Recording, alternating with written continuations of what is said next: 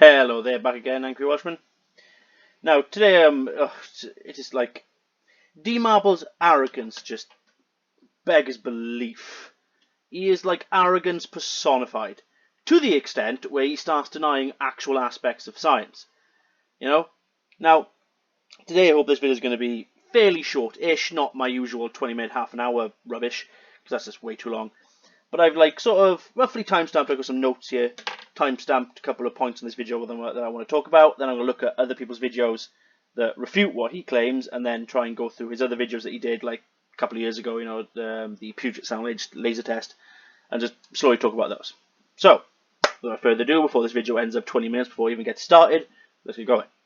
17 feet, but at 10.3 miles distance from where we were, that should have been well over 60 feet of curvature, meaning there should have been a massive mound of water It's not how it works. Between myself and where the laser was. If there had been a massive mound of water, a perpetual bulge of water, like they tell us on the globe model. No, a circle essentially is, let's just go from the 2D aspect of a sphere.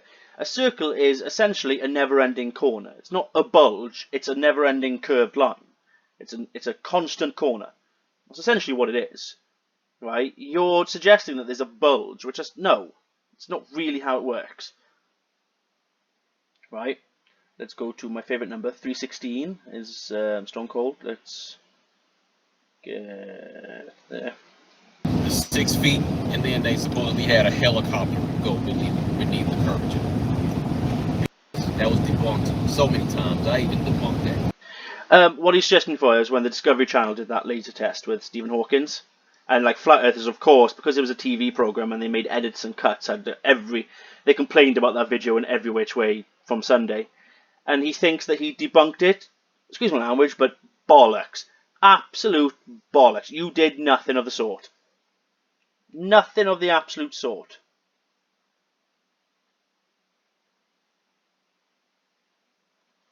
Water. There was still supposed to be 60 feet of curvature. So what these liars in the globe promoting the ball hugging community, these heliocentric enthusiasts. God, I hate it when he says that. What they're convincing people of, these deceptive psychopaths are convincing these people of.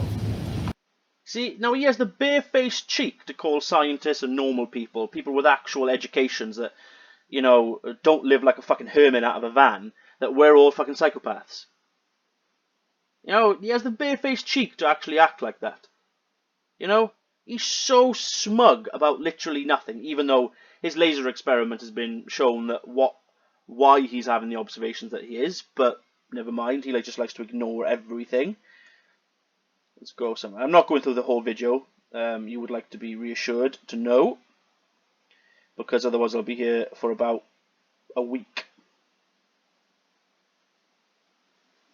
About you guys will make an argument against the laser testing. Like, there's not really a whole lot of argument, because everybody knows that lasers fire in a straight line until they're refracted. This is why I conclude that it doesn't matter what you conclude. Your opinions mean nothing. Is that what you're doing is, what you're suggesting here is that lasers aren't affected by refraction at all. That's what you're honestly suggesting, isn't it? If any of these ball hugging clowns were out in public. And here actually comes the most idiotic analogy ever. Going to get something to eat. I'm pretty sure they got their mask on, like a good little citizen, I suppose. So he's now just having a go at people who just looking after themselves. What is people's problems with wearing a mask? It's a mask. It's not a full-on wetsuit. They're out to eat. They see a little red dot on them. So he's talking about a gun laser pointer. That globe believer is going to move. Why? Why just a globe believer is going to move? I'm sure just everyone would move if a laser pointer was pointed at me. Because they have that little red dot on them, and they know that it's a possibility that there's a bullet that's going to hit right there where that little red dot is. They're not going to look at the red dot and say, oh no, I'm good. Refraction. Shut up. Nobody does that. Nobody does that. You know what I'm saying? If you see that little red dot on you, you're going to be like, oh, I probably need to get out of the way. I probably need to move. Well, most of the time you probably wouldn't even notice the red dot. I don't want the repercussions of what's going to happen with this red dot. You want to know what that red dot is? It's a freaking laser, and you know that that's coming from somebody's rifle at a distance. Yes. Most likely not 10 miles, though, across open water, because sniper rifles do not use laser pointers. And there's a good possibility that you're going to get shot. Right, okay, let's have a look at gun laser point.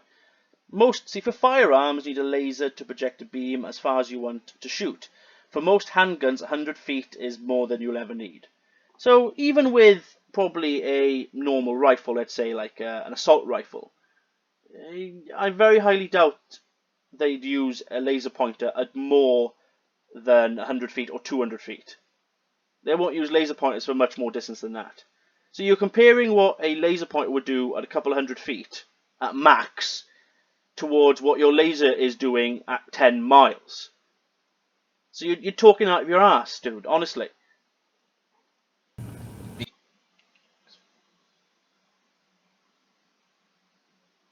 Because we all know.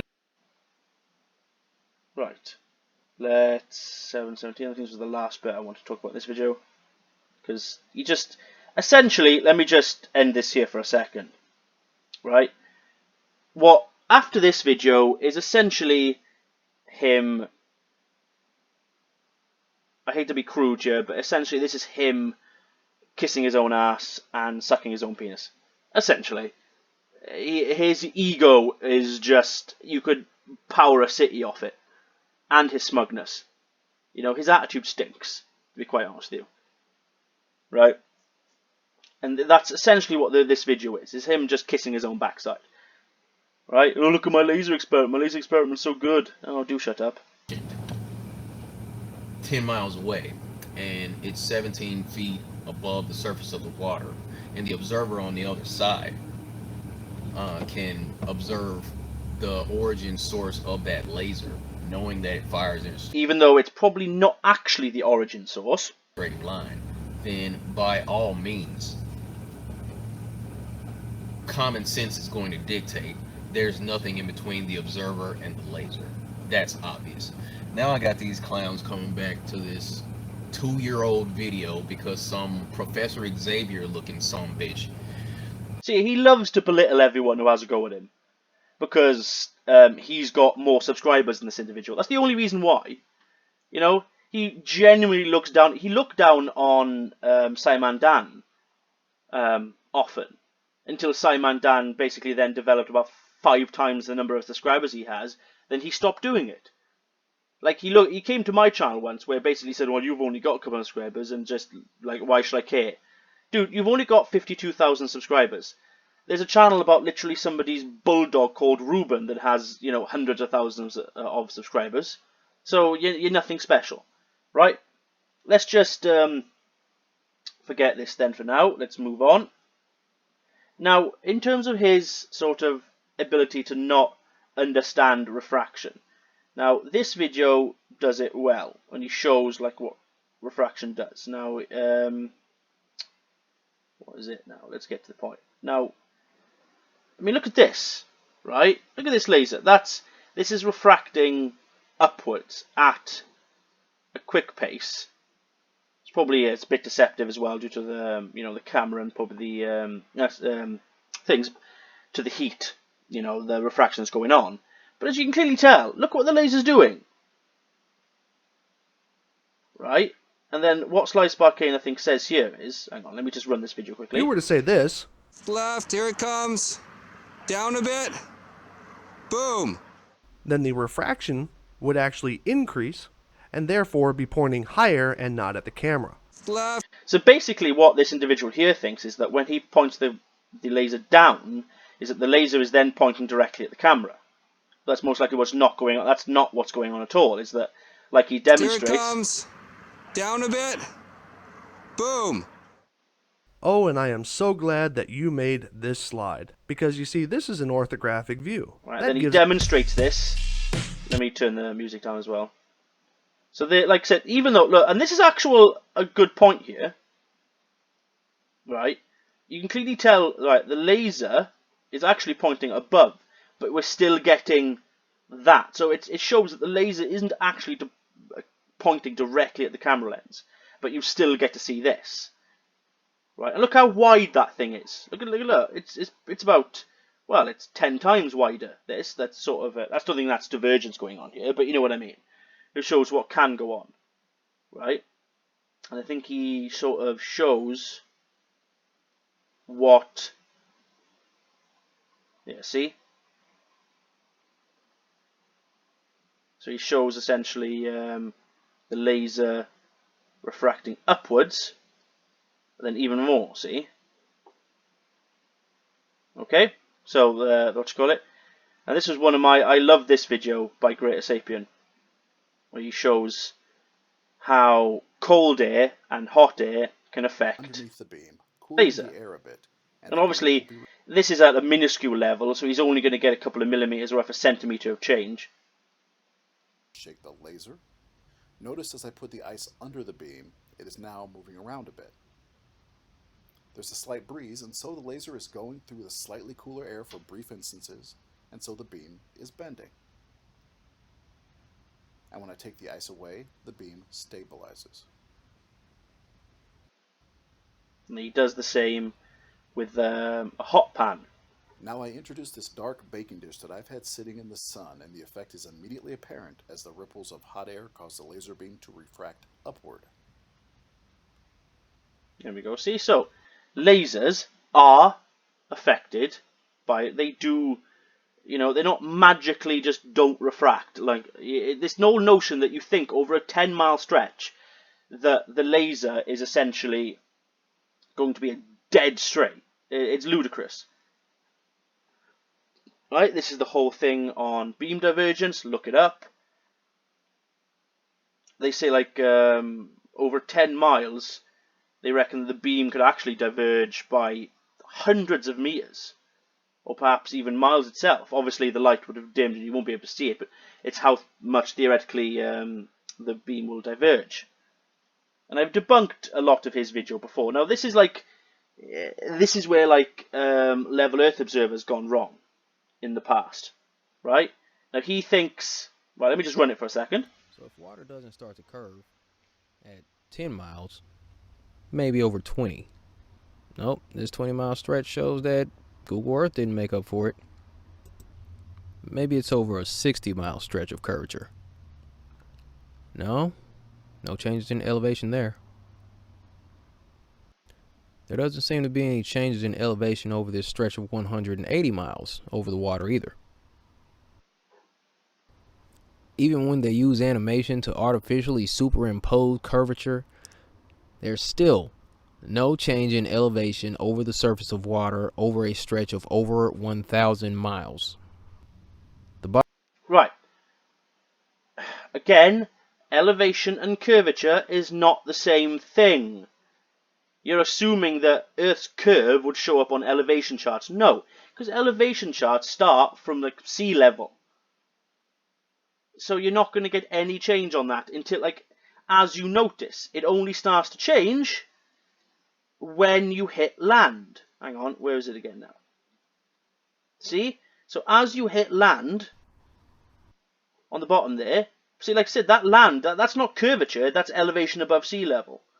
So, again, now, if you're incorrect on this, imagine what other things you can be incorrect on. Right? And now he goes back on his Puget Sound thing where he claims he's now looking back on the same place that he was, even though I've debunked this already in an older video. Now, this, I think, looks like a public toilet, right? And it's actually, because I've done the elevation thing on this, it's only about 4 feet above the sea level. Does that look 4 feet? No. That looks like a good bloody 20 feet, maybe more. And these houses, and I've already found that these are not representation of what he's looking at. Not even close.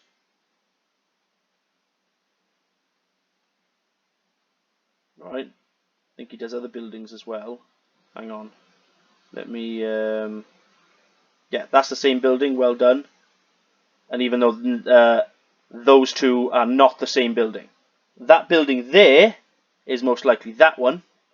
That building is certainly not that one, and I've done a video on that before. So you're wrong on those as well. Right? Now here's the crux of where I was going to. Right? Let's go back. Now I would like to focus on... Now, let me point out as well that he's currently zoomed in. Now, judging by how close the background scenery would be, he's zoomed in to equivalent of probably like 5 miles. Right? You know, where the zooming in, you know, where the sort of zoom is, so to speak. He's probably 5 miles in. Now, I would like to point out, is it just me? I would like your opinion on this as well. Is that laser going above, actually going straight above, or bending right above the actual camera? Let me just see what you think. Little bit. All right, stop right there. Bring it back a little bit. Ah, shoot. Hold on. Wait. Stay right there. Yeah, let me. Right. Ah, shoot. Still see it, though. Look, we're out of focus and we still got a picture on the laser. Those stars. Try to get this thing focused again. To the left a little bit. Your left? Yeah. Here. Boom, right there. That's perfect. Stay right there. Now we talk about beam divergence. Look at the actual width of that thing. If you compare it to the scenery in the background, that laser is now about 200 feet, maybe 300, is about like 50, 60, 100 feet high and probably 100 feet wide. So, in retrospect, right, that's probably not the actual legitimate source of the laser he's looking at here. Absolutely, definitely not.